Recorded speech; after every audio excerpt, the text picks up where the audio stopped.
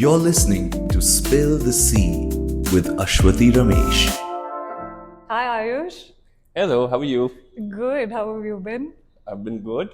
So glad to have you on finally. I know we've been planning this for a while. Thank you so much for having me here. Of course. All right. So I know you're working on some interesting things to transform buildings that are basically energy guzzlers into more efficient, intelligent units. But we'll dig into that a little deeper in a little bit. But I'd like to first give a quick shout out to the space that is hosting us. They're called Copper and Cloves Plant-Based Cafe, and we've been hosting all of our interviews here. So excited to be here. Yes, thank you so much. I really love the place. Yeah, it is quite beautiful. It is. Awesome. So, Ayush, maybe to give some context before we jump into details, what exactly does Clairco do? We help large commercial buildings be far more efficient by helping them understand their occupancy. It is super sad to understand that one of the largest energy guzzlers or carbon emitting sectors in the world don't really have data on how they are being used themselves. Yeah. Clairco makes these occupancy sensors that helps building owners or managers understand their energy, their occupancy patterns, and they can plan in a much better way. Almost 40% of all commercial real estate globally is underutilized. So they're paying Yeah. rent for it, but they're still not using it. So this is what we're trying to build: occupancy-aware building management systems. Wonderful. So, what have you been doing before this? What's your journey been like so far? So Ashwati, if I go back a decade or so, I'm a lawyer. I'm not an engineer. Although at heart, I think I am an engineer because I tend to think about things from the first principles, like to really break things down. Yeah. But in law school itself, I was very clear that this is not my calling. Right. My elder brother was a lawyer, and so this is something that happens with middle class families, right? If your Yeah. elder brother is doing something, you tend to just follow the path. I realized that this is not my calling, and probably entrepreneurship is something that I really liked, and I love cars. I still do. Right. I was a massive car nerd. So what happened is, Ashwati, I was helping some of my father's friends understand what car they should buy. Right. And one uncle, he was a little tipsy, he came over and we were talking about things. And he said, Ayush, you should charge us for giving us this advice. I was like, oh, really? I could do that? So, long story short, we made the first version of Think Wheels, where we were helping large taxi operators procure their vehicles in a much affordable prices. Okay. Could be their insurances, loan, or just buying the car in the first place. Right. And then after college, we pivoted and started doing the same thing for large corporates, Okay. right? But we couldn't scale that. So we shut operations after almost 2 years of business. I couldn't scale that business. So I started I started studying on Coursera. Okay. There was a course by some Stanford professors called How to Scale Up Without Screwing Up. Okay. And I was doing something on that course, and I read upon an interesting problem. So some of the large corporations were putting in their problems, what issues that they face, and one of them were related to automobile industry. And I thought that I could build a project on this. How could Yeah. this company probably think about the Indian market or the Indian subcontinent? And the project went to the president of the corporation, and he liked it, and they eventually hired me as CEO for Wow, that company. amazing. Yeah, I was 25 years old, and we brought that company to India. So this was a really nice deep tech hardware company. This was the first time I understood the power of good hardware and good analytics with it. So Right. what this company was doing is it would make small devices that you could plug into your car, Okay. and based on your driving dynamics, your insurance premium could be higher or lower. If you're a safer driver, why is Right. your insurance premium that high? So this product was focused primarily on large logistics companies who have 7,000-8,000 trucks and buses. Right. And we got some really good traction in India. We also were almost about to close a big partnership with one of the largest insurance companies in India. We sold this product to Nissan India, etc. And we got really good traction. But in the first year itself, the company got acquired by Zurich Insurance Group. Okay. And they realized that Europe is their main main business, and that's where they want to focus on. So they shut down other smaller businesses across the world. Post that, once I got the exit, it got a decent acquisition. The founders made good money. I couldn't because it was just year one. To be fair, That's pretty good actually in year one to get acquired and get that sort of yeah, traction. year one for us, but the company was working, or was probably started off 3-4 years back. Okay. Yeah. But building deep tech products take time, right? So, Yeah. and especially hardware. Hardware is super hard to build. Yes, absolutely. That's why a lot of VCs have been shying away with hardware globally, just not Yeah. India. So yeah, in 2015, I moved to Bangalore a decade back, and I started working with a company called Auto Ninja. They made CRM solutions for auto dealerships.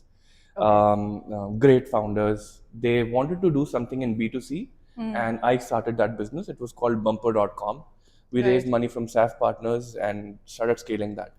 But in around 2017, 18 actually, my father moved to Delhi, and he got super sick because of the Diwali air quality in Delhi. Yeah. And he got admitted. I went to the hospital in Delhi. I spoke to the doctor. Doctor said it's because of PM 2.5. And Ashwati had no idea what PM 2.5 is back in the day. Yeah. When I researched, I realized for the house that of our size, we'd need around 7 or 8 of those air purifiers, right? That would set me back by at least 2.5 lakhs, right? And I thought, this is broken. This is not something that is really going to solve the problem of the masses, right? Because bad air is hitting everyone, irrespective of your economic background.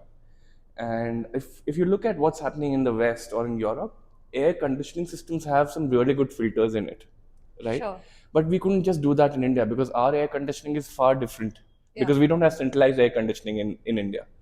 So the filters that you could possibly put in these air conditioner have to be very, very different in design, because an air filter basically stops the airflow, right? So imagine a regular exhaust fan with an air filter. If you put both of them together, it's actually an air purifier, right? An air purifier is nothing but a fan and a filter put together. Yes. So this basic principle we started applying on different kind of filtration using existing air conditioning. Yeah. And we came up with basically what we thought is going to work out for us at scale. So that's when we started Clairco in 2018. So we started working with Cult Fit, some of the coffee chains like Blue Tokai, etc., and started scaling that. But we realized that HVAC OEMs are not happy with us putting anything on their air conditioning systems. So it's against their warranties. So we were stuck, backs against the wall, couldn't really scale that at certain scale. And you couldn't work with the OEMs directly, were they? We were too small. They wouldn't care about us at that time. Yeah. Story is slightly different now, but we'll come to that. So in 2019 end, we pivoted to centrally air conditioned spaces. Thankfully, Brigade played a big part in that. We got into Brigade Reap, an accelerator program that helped us understand how these central air conditioning works, what the go-to-market can be, etc. So our first building was Orion Mall here in Bangalore. Right. Yeah, and then that helped us scale a little quickly. So we started working with WeWork. Now we manage air quality across all WeWorks in the country. We started working with ITPL and a couple of other companies, and that helped us scale. Yeah. In 2022, we started working on energy efficiency on air conditioning systems as well, because we realized we are good at IoT, we're good at understanding these themes. Yeah. And based on that, can we help in saving electricity as well? So that is something that we started working in 22. Last year in 24, we acquired a company called Sensiable. The founders of the company came over, are now working with us as co-founders. Amazing. Yeah, great set of people. Really come up with some crazy ideas, understand the market better than me and Udayan do. Yeah. And so together as a team, I think we are a perfect fit now. So we are now doing occupancy detection for large buildings, HVAC efficiency, and of course air quality. These are the three things that we do. Right. Amazing. And I was going to ask you how your founding team came together, because I think when we met, there weren't as many people. Oh, yes. Now when I saw, your website, there are more. So how did this happen? And the rest of the two co-founders joined us in 24 last year. Okay. I've known Ashish for almost 3-4 years now through the industry. He's someone who's helped me out, introduced me with a lot of people because he's been in the smart building space for almost 15 years now. Right. So he really knows people and has given me a lot of advice on how the market is progressing, where it's going, what's happening in the US. Yeah. Sorry for that. Because they've sold internationally as well. So they Right. understand global GTM as well. And maybe for some context, what did they used to do? Sure. Sensiable started making these sensors that helps you understand occupancy and a couple of other things in a building. Most buildings, almost 99.99% of the buildings have zero idea of how Right. many people are there in that building in real time. Yeah. Right? So they don't know if they're using their air conditioning right, if they actually need to pump that much water, if they need to keep all the lifts on at all times, etc. Right? So occupancy helps you understand or gives you an intelligence to better manage your buildings. Yeah. Another use case, imagine you're head of real estate of a large organization, something like an Oracle or a Microsoft. You have hundreds of offices globally, right? But it's very important to understand that after people, real estate is the second largest cost in the balance sheet of a company. If you've spent so much, if you've invested so much, it's very important to know if you're using your space right or not. Yeah, absolutely. Right? Imagine a large 10-seater, 20-seater meeting room. Very often there'll be one or two people sitting there and taking a call. So you've blocked that massive real estate for two people, right? You might as well have 5 smaller rooms there. Yeah. So then more people can come in and have better collaborative work. So this sensing gives you that strength. Right. So we saw that Sensible and Clairco coming in together could really help us understand and build stronger products, scale faster, and we had some strengths and they had some strengths. We thought that coming in together would make a lot of sense, and it's been around 10 months now. It's been going really well. Amazing. That's great to hear. And maybe one more question: where does the name Clairco come from? Yes, Ashwati, I should have started with that. Yeah. So Clairco stands for Clean Air Company. Got it. Right. We are very focused. We are going to solve this problem at scale of air purification. Just to give you an idea, we have presence in around 110 very, very large commercial buildings. Okay. Our systems are helping around 5 lakh people breathe better air every day. So some of the airports, some of the large malls, tech parks, 5-star hotels that some of us have been to, we've been managing air quality there. Amazing. And I think the chatter about air is also picking up now due to whatever events have happened, right? People are talking about it more. So I guess it looks like things are going to be moving. Absolutely. Globally, wellness has become an extremely important point from a commercial building space as well. Earlier, wellness was fairly focused on residential as well, right? When you're making a home, you'd want lighting to be in a way, you want ventilation to be in a particular way, space, etc., etc. But now wellness is taking central stage in commercial real estate, in offices as well. Yeah. In fact, there are some certifications like LEED, like well building guidelines, which focus completely on the wellness of people. Yeah. So air quality is at the heart of it. Yeah. So almost 40% of the credits under well building guidelines come only from air quality, and which is clearly the toughest thing to solve for. Yeah. So definitely there's a lot of traction which is coming in globally on this. Yeah. All right. So Ayush, there's been a lot of buzz about green buildings and net zero infra. Yeah. So what are the trends you're seeing globally, and what's the role, I guess, of smart buildings in actually reducing emissions, decarbonizing, I guess, the building side of things? Sure. Smart buildings is at the very center of the focus on decarbonizing real estate. Unless a building understands multiple factors and it takes decisions on those, on multiple variables, reduces the energy consumption, water consumption, reduces the wastage, etc., it's not going to help in decarbonizing, right? Of course, a massive part of decarbonizing a building comes from green cement, better steel or green steel, etc. But then what about the operational life of that building? A building might be there for 50, 60, 70 years. Yeah. How you use a building or how you operate a building is also equally important. And a smarter building or smart building will be able to do these things way better. Just to give you an idea, because this is something that we've been working on, I can talk about it a little Yeah. better than most others. For example, if you have a system where you are able to understand if people are comfortable uh, in a particular temperature, and you keep on tweaking that temperature in real time, that can help you save energy. Yeah. Unfortunately, what happens, Ashwati, what we've seen now in UAE and India as well, is that most of the buildings have a fixed temperature, and almost no one ever changes that set temperature. Yeah. Right? There's a possibility you might be more comfortable at 24 degree, I might be more comfortable at 25. Yeah. Right? This is usually a big thing, right? I think the Absolutely. women are always much way colder than the men. So when it's at 16, 18 degrees, all of us are in sweaters and the men are so comfortable. Okay, I'm not going to comment on that. I'll get trouble at home. So moving on from that, of course, definitely, right? So everyone has. So if there's a possibility, I might have had spicier food, right? Or I might be whatever coming from like hot sun. So Yeah. for that time, I might be more comfortable in a different temperature. What we've built at Clairco is basically helps us understand the body temperature, and based on that body temperature, we can change the air conditioning setting in real time. Right. So there are many more great technologies out there which help your air conditioning become far more efficient. I'm again talking about air conditioning because Yeah. air conditioning consumes around 60-70% of your building's energy, right? There are some great technologies around reducing water consumption in a building. By simply just measuring and showing everyone how much water they're consuming, Yeah. reduces it by around 20-25%.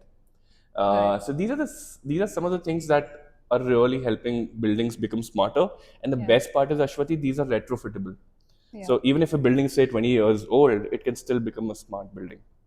Of course, making a smart building from scratch is far easier. You'll be Yeah. able to inculcate or integrate many more technologies compared to what an older building could. So that helps you a lot. Coming back to the overall what's happening on the smarter buildings side of things is you see massive business opportunities in the US and Europe. Right. This is having great trickle down in India and Saudi Arabian markets as well now that we see. Yeah. Southeast Asia is suddenly really picking up pace over the last 5 years. Okay. So a lot of new buildings which are coming up in Southeast Asia are going to be the creme de la creme, best technologies that you probably think about when you're in London or New York. Yeah. So that's what's happening globally. Okay. A massive focus on smart buildings is coming from the need of companies to achieve net zero. So, for Yeah. example, companies like Microsoft have come out in the open and spoken about. In fact, they already have a pact with one of these certification agencies called LEED, and another one, forgetting the name, which basically helps you achieve net zero. IGBC is Indian Green Building Yeah. Council. Oh, They also sorry. work on the same Yeah. perspective. Yeah. Yeah. The USGBC is the global arm Yeah. on around which many of these buildings work around. So the net zero for buildings is again one of the major reasons why these companies are opting for buildings which are smarter and Yeah. hence greener. Yeah. That helps them achieve their net zero goals quicker. Got it.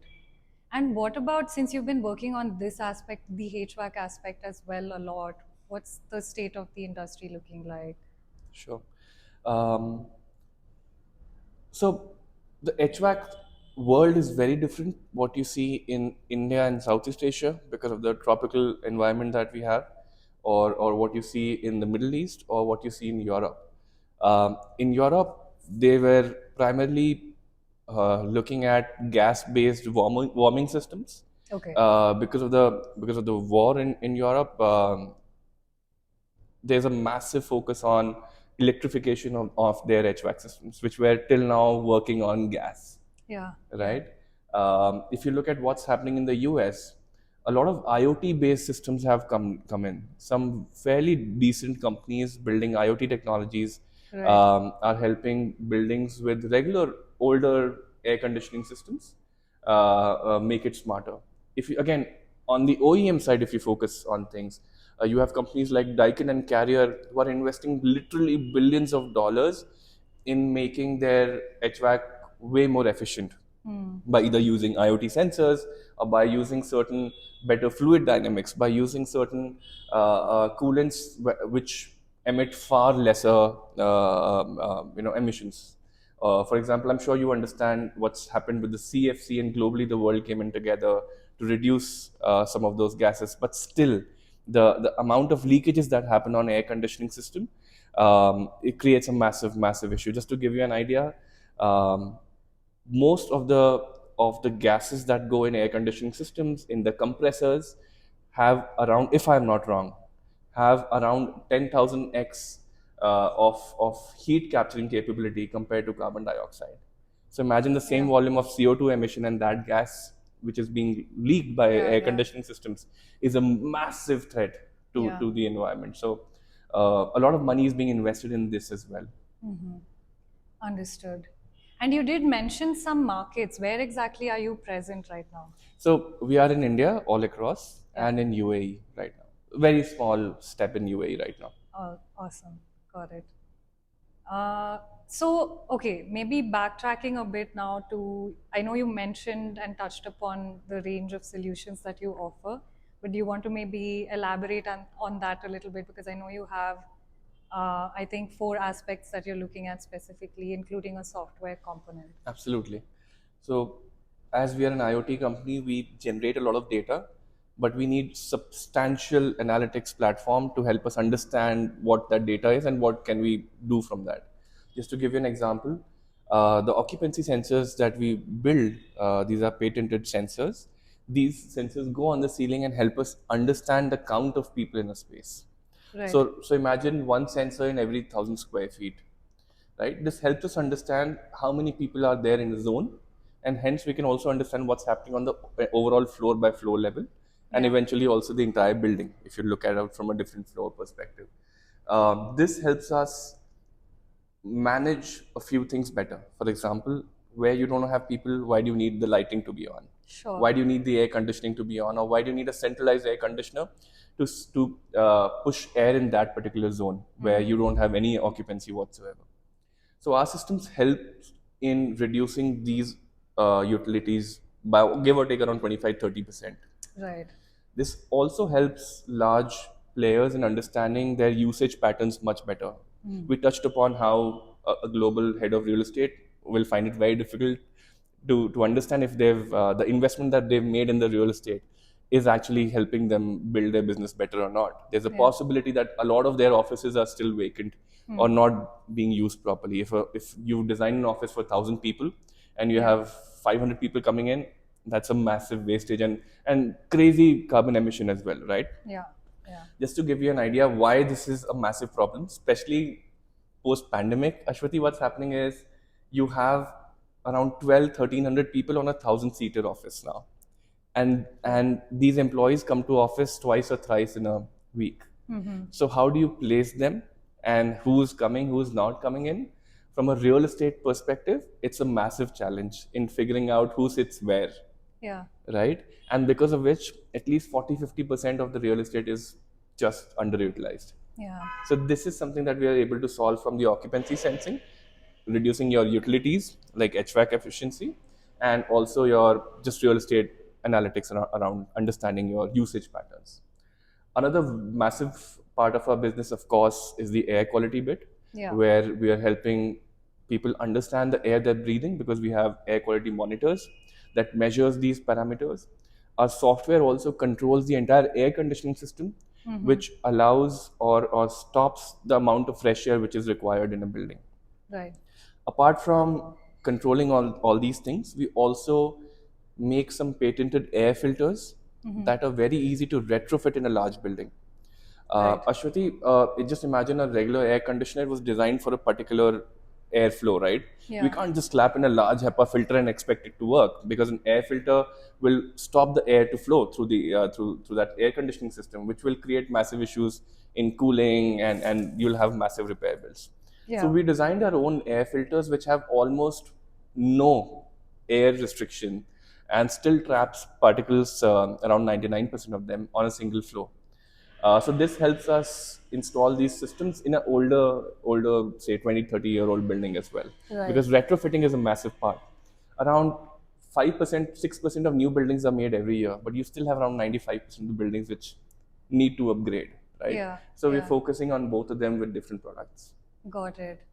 So on the retrofitting side, I did want to ask you, how are you managing, I guess, this ratio of new buildings versus old buildings? How much harder is it? What are the differences? Older buildings come with their own challenges. Just to give you an idea, if we install an occupancy sensor on the ceiling, there might be a light which is creating a shadow. There Right. might be a duct which is throwing in cold air in front of the sensor. And again, Right. my sensor is a heat sensor. If you Yeah. have cold air conditioning air coming on the sensor, it will not give you accurate readings, right? Similarly, on air conditioning, sometimes we don't have space to install the air filter, right? Yeah. So retrofitting is, of course, a way tougher job, but a probably substantially larger market, which is tough Right. to focus on, and hence you don't have a lot of players there compared to new buildings. Right. In new buildings, it's a very straightforward way. You reach out to HVAC consultants, you work with architects to get your product specced in the Right. tender whenever it comes out. And when it does, a lot of general contractors come to you, take quotes, and then eventually try and build the building, right? Yeah. This is easier and faster because you just have to ship the product to the general Right. contractor. Right. On the retrofit space, you have to do everything, Yeah. right? And hence, in the retrofit space, we do as a service, and we focus on that rather than selling hardware as a capex and move out. In newer buildings, we tend to just sell our hardware and have Right. some level of subscription revenue, but that's also around the usage of the platform and the AI capabilities that we have, Yeah. rather than as a complete service. Got it. Yeah, and as you said, it's so important, I guess, to retrofit because you can't just green all new infra. We have to sort of backtrack and also go back to what's already existing, right? Absolutely. So older buildings consume around 20-30% more energy than newer, Yeah. more efficient buildings. Yes. I'm Yeah. sure the same thing happens with water and other Yeah. things, right? Yeah. So it makes so much sense to work on older buildings as well. Yeah, yeah, yeah. And what are the, I'm sure there's so many differences between, say, India and UAE. Yeah. How are you kind of maneuvering this to, I guess, adjust your solutions for these different markets? Ashwati, to be super honest here, we've just started our business in UAE, so we don't understand that market very well like we do with our India. home India market. The differences is that we're talking about slightly different scale or different propensity to pay for certain products. It helps with higher margins, but we also are looking at different level of perfection than Right. what the Indian market has. So Indian market can be a little forgiving. So it's important to build the right product here, and once it's ready to scale, it is absolutely perfect. Only then think about global markets, and hence we are relatively slower in global markets. Sure. But we'll start focusing way more from next year. Okay. As our systems and products and number of SKUs that we have scaled, stabilized, we'll of course look at international expansion as well. Got it. And okay, so coming back to maybe your products, right? Now, these thermal sensors, I guess the advantage is, or maybe this is what you can correct me if I'm wrong, there's no camera. Yes. There's no, so there's a certain privacy aspect that's also taken care of over there because. Oh, 100%, Ashwati. Just to Yeah. give you an idea, Boeing decided to have occupancy sensing across all their offices globally, Okay. right? And this was, if I'm not wrong, around a $35 million deal, right? A massive deal, right? From an occupancy sensing standpoint, because this market is just picking up or has started probably 7-8 years back, and it's probably going to take some time to peak, Right. right? So this was a massive deal. One of the employees realized that the sensing uses camera, and he was very uncomfortable with the camera right over his head. Right. And which is a massive privacy issue, massive GDPR compliance issue. Yeah. And Boeing had to take 2 steps back and cancel this massive transformation of their real estate. Yeah. But then if you look at what we built at Clairco, there's absolutely no camera. We're talking about infrared based sensing, body heat based sensing. This is also infinitely more difficult to build rather than just a camera, because you have so many open source algorithms with a camera that can help you understand occupancy and other things. Yeah. With heat sensing, you're talking about, you can have confusion with a computer, right, on the desk. You can have, because they also emit heat. This coffee emits certain heat, right, when you keep it on the desk. Yeah. So your AI needs to be that smart that it understands and differentiates between people and computers and their coffee and food. Yeah. So and of course, they often have uh, like the example that I just took, where an air conditioning duct could be right next to a sensor. So the Yeah. machine learning capabilities that your sensor needs to have are substantially higher and very tough to build. Sorry for Yeah. that. So apart from Clairco, I just know about one more company that's built this. Sorry for that. So I hope this is going to be the future, and more companies will take interest in what we are building, and let's see how this goes. Amazing. And what about your air quality monitors? What kind of parameters are you generally sort of measuring, and how does that work? So Ashwati, we can measure almost 14 different parameters. To name a few: particulate matter 2.5, particulate matter 10, total volatile organic compounds, formaldehyde, ozone, carbon monoxide, NOx, SOx, of course, Yeah. temperature, humidity, and a couple of others. Um, but we see the majority of the market requires 6 parameters, because 6 parameters has been mandated by USGBC, as you mentioned, Right. and the well building guidelines. So they need 6 parameters. So that's the meat of the market in terms of monitoring. That's something that sells the most because of the certification requirements that we just discussed earlier. Right. And maybe to dig a little deeper into your software component, I guess you're focusing more on the HVAC optimization here overall in any case. Right. Do you want to talk a little bit about that? Sure. So we have 3 patents on the HVAC efficiency. So what we're doing is, after the occupancy sensing that I just explained, we also need to understand the heat load in a building. So, when we buy an air conditioner, we hear about this is a 1 ton or a 2 ton or a 3 ton, 2.5 ton air conditioning system. That tonnage is nothing but a calculation to help us understand the heat load that air conditioning could manage, Right. right? So the entire job of an air conditioning system is to manage that heat load, right? So in a larger building where you might have 2,000, 3,000 tons of air conditioning system, so what essentially we are doing is, how do we remove that amount of heat and push it out in the environment from outside from the building, right? That's how the entire air conditioning system works. Our systems are smarter compared to most OEM based existing systems, because they only work on one single data point, and that is temperature data. Right. It has zero understanding of occupancy, and zero understanding of what's happening on a zone by zone level. So all air conditioning systems, central air conditioning systems, work on a system called, when the air comes back after moving around the entire floor, when it comes back to the air conditioning system, it measures the temperature there. It's called as return air temperature. Right. Based on that, the air conditioning system decides if further cooling is required or not. Right. But what if on the right side of the building, or the right flank, it's way warmer? Or what if there's absolutely no one on the north side of the building, right? Yeah. Right. So why do we still further need to cool that? So this is the intelligence that our systems bring in. Plus, another thing that we've been able to build, and I'm quite proud of it, is to understand what's happening on the ambient side.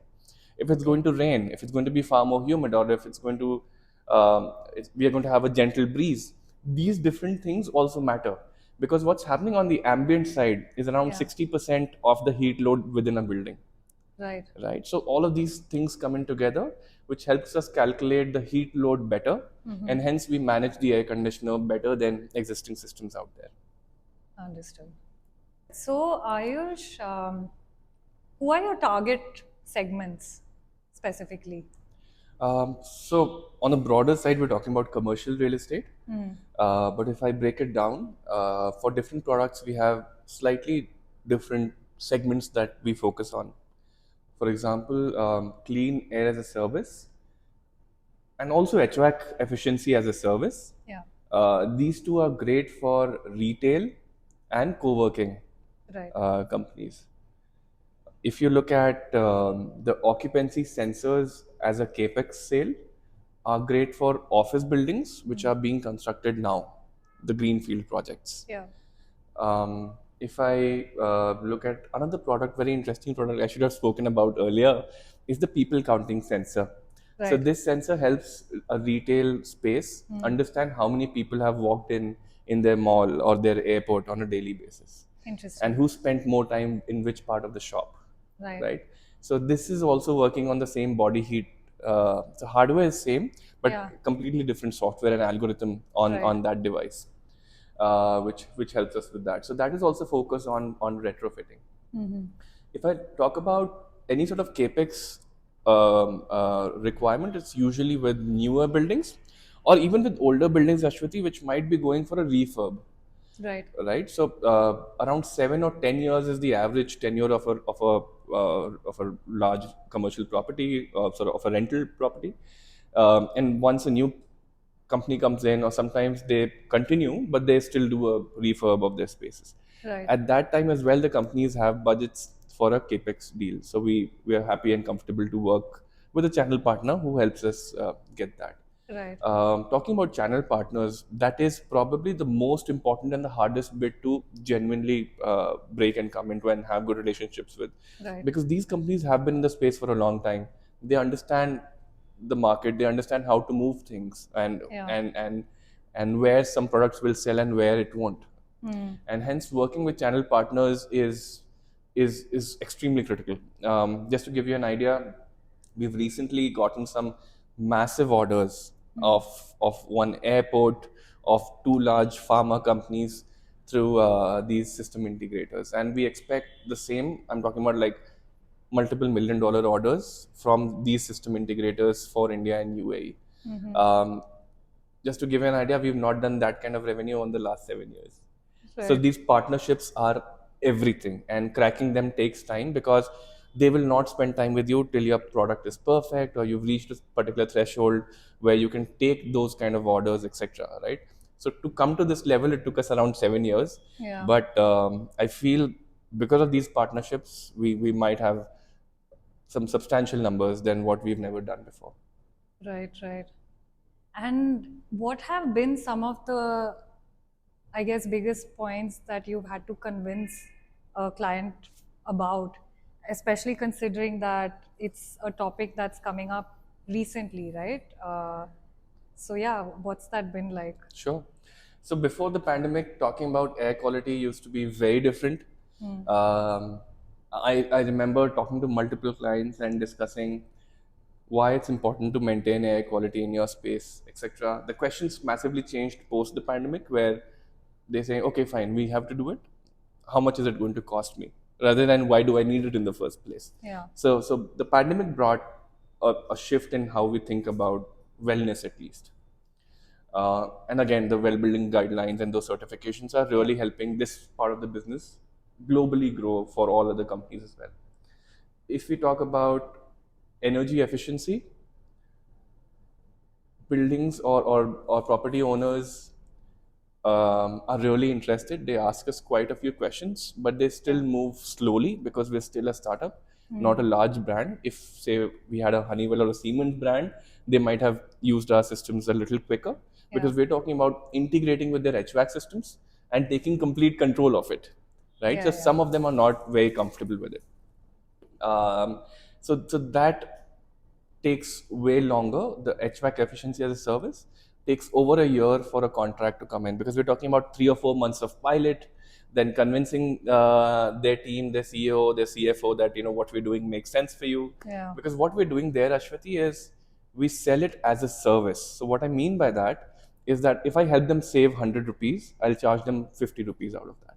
So they don't Right. have to invest anything from day one. That's why Right. CFOs particularly love our systems, Right. but not operations people, because they want to control the air conditioning system, and they're not very comfortable with AI taking care of the Yeah. entire building operations Yeah. in a way, It's right? it's a mindset shift. It is absolutely. So that takes the longest time for us to convince, and then again you have the legal and the finance, Yeah.